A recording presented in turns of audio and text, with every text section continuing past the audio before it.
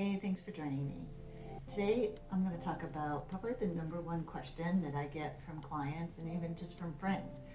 People want to know how to tell the difference between that inner voice, that's your wisdom or your truth, and the ego. And how can you tell the difference? How do you know which one you should listen to? Now, I'm Dr. Christine Bradstreet of Change Your Mind, Change Your Life, and at the end of this short video, you'll be able to tell the difference between your inner truth and your ego and decide which one to follow. So I'll see you at the end of the video. How do you know when it's the inner voice of wisdom and guidance, and how do you know when it's your human ego trying to call the shots? That's a great question because both can pop up and sometimes at the same time. Often they contradict each other. Here are some points I've come up with to help you decide if it's your inner wisdom or if it's your ego. Your inner wisdom feels calm and quiet. Your ego is loud and wants to shout out other opinions. Your inner wisdom is based in love. Your ego is based in fear or some other negative emotion. Your inner wisdom is concerned about the greatest good. Your ego is concerned with itself. Your inner wisdom feels at peace. Your ego feels angry, tense, hyper, overly excited, jealous, or overly passionate. Your inner wisdom is not emotionally invested in the outcome. Your ego feels threatened if it doesn't get its way.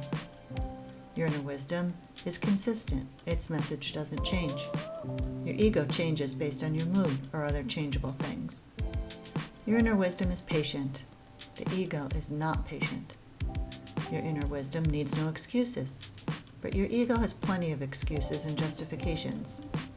Your inner wisdom may not make sense to your human mind, but you feel you can trust it.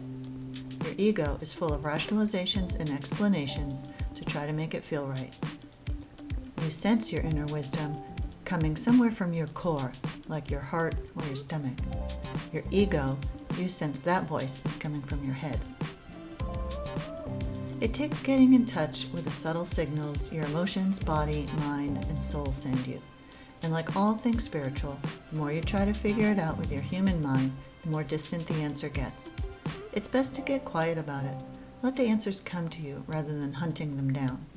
We all have an inner guiding wisdom. Whether you've felt it or not, it's in there. You were created with this guiding voice, but you were also created with self-will. The self-will of the ego has been running your show. Not just your show, but my show and every human show on this planet. It takes deliberate listening to hear the inner voice, then it takes trust to follow it. Your inner voice is going to be drowned out by the voice of the human ego. That doesn't mean the ego knows better or has more authority, though. Your ego is like a loudmouth bully, but don't be afraid to stand up to it. Better yet, ignore it. Get quiet and welcome your inner voice into your life.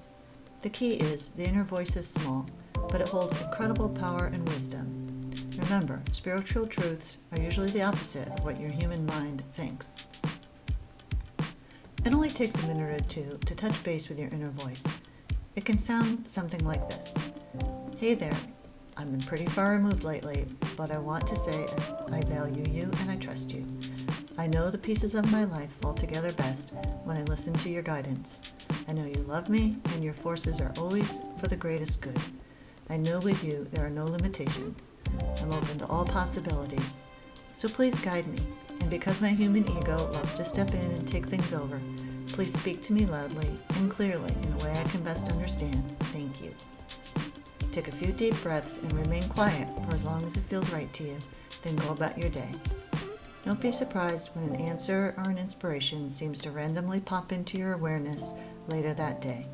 Keep the communication that's going on deep in your core open. When you start to feel chatter in your head, remind yourself it's the voice of fear in the ego that resides in the mind.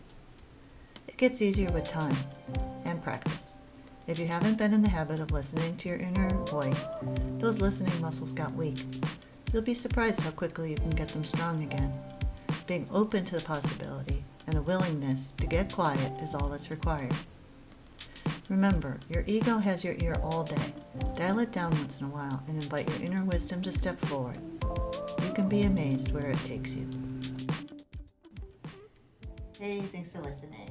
before you go, please be sure to like this video and share it with somebody that you think could use it. And also be sure to hit that subscribe button. You won't miss any future content.